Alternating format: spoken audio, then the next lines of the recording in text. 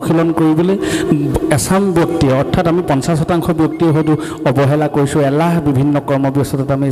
স্বাস্থ্যক অনুশীলন নাই কৰা সেইকাৰণে ৰোগ ব্যাধিয়ে আমাক প্ৰতি মুহূৰ্ততে আক্ৰমণ কৰিবলৈ বা আমি সহজলভ্য হৈ পৰিছোঁ সেইকাৰণে স্বাস্থ্য অনুশীলন বা স্বাস্থ্যক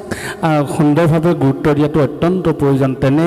নিজৰ দেহশ্ৰী প্ৰতিযোগিতাৰে নিজক প্ৰতিষ্ঠা কৰা ব্যক্তি এজন আমাৰ মাজত উপস্থিত আছে তেখেতলৈ শ্ৰদ্ধা জনাইছোঁ তাৰ পাছত ইতিমধ্যে যিজন ব্যক্তিয়ে ইয়াত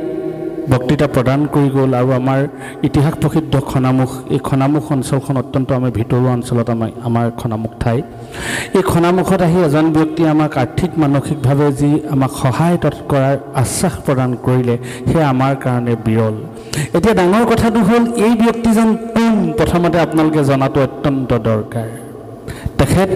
জন্মসূত্ৰে মানৱদেউৰী এটা পৰিয়ালত জন্মগ্ৰহণ কৰিছে যেতিয়া মহাপুৰুষ শ্ৰীমন্ত শংকৰদেৱ গুৰুজনে অসমৰ ধৰ্ম সংস্কৃতিৰ এটা উশৃংখল পৰিৱেশ যেতিয়া সৃষ্টি হৈছিল তেতিয়া ঈশ্বৰৰ অংশে অৱতাৰ হৈছিল মহাপুৰুষ শ্ৰীমন্ত শংকৰদেৱ গুৰুজনাক তাক আমি মান্যতা প্ৰদান কৰোঁ আপোনালোকে জানিব উত্তৰ অসমত আমাৰ যিটো মহাপুৰুষীয়া কৃষ্টি সংস্কৃতিৰ প্ৰতি মানুহৰ বিশেষ ধাউতি নাছিলে বিশেষকৈ অৰুণাচল অসম সীমান্ত অঞ্চলটোত সেই সময়তে তেতিয়া ঐতিহ্যমণ্ডিত আমাৰ অসমৰ ৰাজসত্ৰৰ এখন অন্যতম সত্ৰ সংস্কৃতিৰ বৰঘৰ সত্ৰ আমাৰ ভুৱনমোহন সত্ৰ ভুৱনমোহন গোসাঁইশ্বৰ সত্ৰ পৰম পূজ্যপদ সত্ৰাধিকাৰ আপোনালোকে জানিব শ্ৰী শ্ৰী ঘাৰমৰা সত্ৰৰ সত্ৰাধিকাৰ প্ৰভু ঈশ্বৰ প্ৰয়াত শ্ৰী শ্ৰী প্ৰেমচন্দ্ৰ গোস্বামী প্ৰভু ঈশ্বৰ অৰুণাচল সীমান্তৱৰ্তী অঞ্চলত এখন আশ্ৰম পাতি এখন সত্ৰ নিৰ্মাণ কৰি আমাৰ সীমান্তৱৰ্তী স্থানখনত আমাৰ গুৰু সংস্কৃতি সত্ৰীয়া সংস্কৃতি নাম সংস্কৃতি প্ৰচাৰ আৰু প্ৰসাৰৰ বাবে অহোপুৰুষাৰ্থ চেষ্টা কৰি এক বিৰল ইতিহাস ৰচনা কৰি থৈ গ'ল গতিকে আজি যিজন আমাৰ মাজত উপস্থিত আছে অসম চৰকাৰৰ পৰামৰ্শদাতা আয়োগৰ সন্মানীয় সদস্য সচিব তেখেতৰ পিতৃপুৰুষে মহাপুৰুষ শ্ৰীমন্ত শংকৰদেৱৰ অমৃতময় সংস্কৃতি তথা গুৰু সংস্কৃতি প্ৰচাৰ আৰু প্ৰসাৰৰ বাবে জীৱন্তে কিংবদন্তি হৈ অক্লান্তভাৱে তেখেতে কৰ্ম কৰি থৈ গ'ল সেইজন মহাপুৰুষৰ সুযোগ্য সন্তান আমাৰ মাজত উপস্থিত আছে শ্ৰদ্ধাৰ মাইনাত দা অৰ্থাৎ গীতাশ্বৰ গোস্বামী ডাঙৰীয়া তেখেতে ইমান সুন্দৰভাৱে নাম ধৰ্ম প্ৰচাৰ কৰাৰ ক্ষেত্ৰত নিজে অগ্ৰগণী ভূমিকা গ্ৰহণ কৰাৰ কথা কৈছে আমাৰ ইয়াত খেল ধেমালি ক্ৰীড়াই হওক বা বিভিন্ন ক্ষেত্ৰত প্ৰতিভাবিলাকক প্ৰকাশ কৰাৰ এখন মঞ্চ দিয়াৰ বাবে অহোপুৰুষাৰ্থ কৰাৰ কথা কৈছে সেয়া সঁচাকৈ বিৰল আমি তেখেতলৈ আমাৰ আন্তৰিক শ্ৰদ্ধা আৰু সেৱা পুনৰবাৰ নিবেদন কৰিছোঁ এইটো কাৰণে পুনৰ কথাখিনি দোহাৰিবলগীয়া হৈছে এয়া নতুন পুৰুষৰ বাবে আদৰ্শ হওক তৃতীয়তে আৰু এজন ব্যক্তি আমাৰ মাজত উপস্থিত আছে আপোনালোকে জানিব কেঁচুৱা কালতে প্ৰায় 3 বছৰ বয়সতে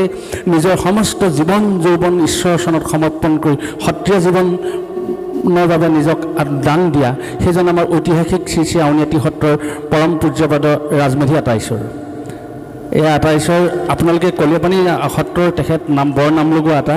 গতিকে আমি কেঁচুৱা কালৰ পৰা তেখেতক দেখিছোঁ গতিকে নিজৰ জীৱন যৌৱন সমস্ত ঈশ্বৰৰ চৰণত অৰ্পণ কৰিছে যে তেনে ত্যাগী পুৰুষো আমাৰ মাজত উপস্থিত হৈ আছেহি গতিকে আমি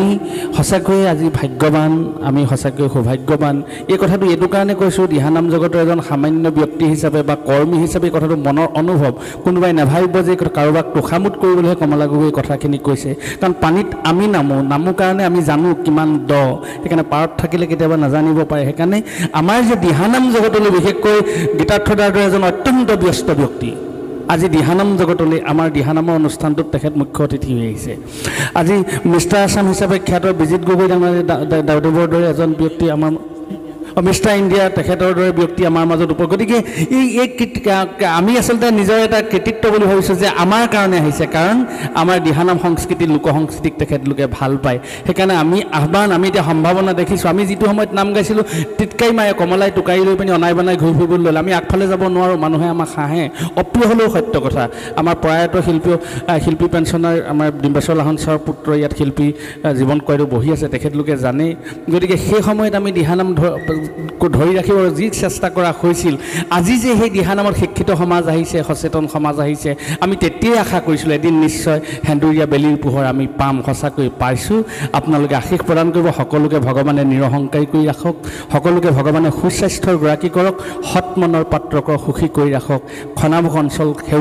সেউজী নগৰৰ এই গুণ অব্যাহত থাকক উদযাপন সমিতিলৈ শ্ৰদ্ধা জনাইছোঁ প্ৰতিযোগীসকললৈ শুভেচ্ছা জনাইছোঁ সেৱা জনাইছোঁ আৰু বিশিষ্ট অতিথি আমাৰ গোস্বামী ছাৰকে প্ৰমুখ কৰি বিজিত গগৈ ছাৰ তেখেতসকললৈ আমি শ্ৰদ্ধা জনাইছোঁ আৰু উপস্থিত থকা আমাৰ শিক্ষাগুৰু সকলোলৈকে কৰ্মকৰ্তাসকলে আমি মান্যানুসাৰে শ্ৰদ্ধা আৰু সেৱা জনাই আমি অনুষ্ঠানটোৰ সৰ্বপ্ৰকাৰ মংগলৰ অৰ্থে মহাপ্ৰভুৰ চৰণত প্ৰাৰ্থনা জনাই আমাৰ একাষাৰ সামৰণি মাৰিছোঁ। অচতু মা সদ্গময় তমস্যু মা জ্যোতিগময় মৃত্যুমা মৃতংগময় ওম শান্তি ওম শান্তি ওম শান্তি কৃষ্ণ। কমলা গগৈয়ে তেখেতৰ বহুমূলীয়া বক্তব্যৰে আপোনালোক সকলোকে